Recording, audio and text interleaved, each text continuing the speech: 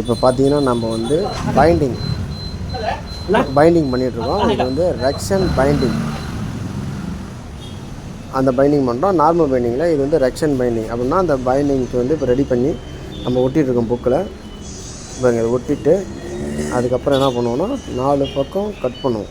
அது ஒரு ஒன்று ஒன்றா செய்கிறோம் பாருங்கள். நம்மளுடைய சேனலுக்கு லைக் பண்ணுங்கள், ஷேர் பண்ணுங்கள், ஆதரவு கொடுங்க எல்லோரும்.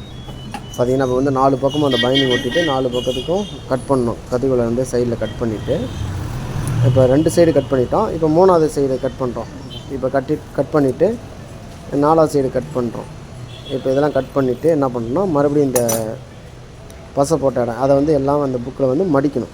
சைடில் மடித்து ஒட்டிடணும். 4 பக்கம் நம்ம ஒட்டிடுறோம். சரிங்களா? இப்போ ஒட்டிட்டு பாருங்கள், அந்த சைடு இன்னும் 2 சைடு இருக்குது. அதை ஒட்டிட்டு அதுக்கப்புறமே வந்து நம்ம வந்து அடுத்த எப்படி பண்ண போகிறோம் அப்படிங்கிறது பாருங்கள். இப்போ மடித்தாச்சா? இந்த சைடு மடித்தாச்சு. இப்போ வந்து என்ன பண்ண போகிறோம் அப்படின்னா இப்போ இந்த புக்கை எடுப்போம். அது கரெக்டாக இருக்கான்னு சொல்லிட்டு அதுக்கப்புறம் என்ன பண்ணணும்னா பசையை தடவி இந்த புக்கு இருக்குல்ல பக்கத்தில், அந்த புக்கை வந்து பைண்டிங் பண்ண போகிற புக்கை வச்சுக்கணும். அந்த கோடு போட்டிருக்க எதுக்காகனா பாருங்கள், நம்பர் இருக்கும், அதுக்கு தகுந்த மாதிரி வச்சுக்கணும். இப்போ ஒட்டி இதை ஒரு அழுத்துவோம். ஒட்டியாச்சா?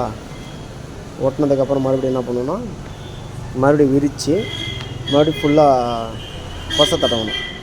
ஏன்னா இதில் ஒட்டணும்ல அப்புறம், அதுக்காக பசை ஃபுல்லாக தடவும்.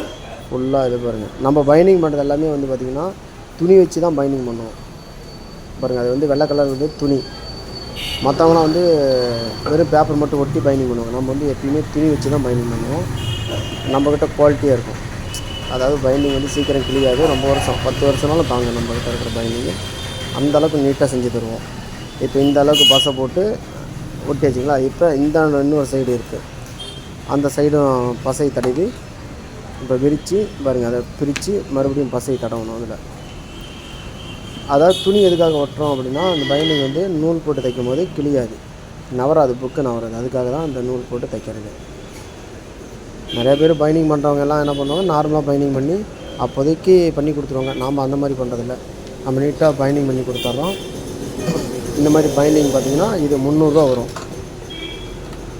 300 அந்த பைண்டிங், ரெக்ஷன் பைண்டிங் வந்து 300 நம்ம செஞ்சு கொடுக்குறோம். அவ்வளோதான், வேலை முடிஞ்சுது. இதுக்கப்புறம் மேலே வெயிட் வச்சு ஒரு அழுத்தி காய வச்சோம்னா பிரிண்டிங்.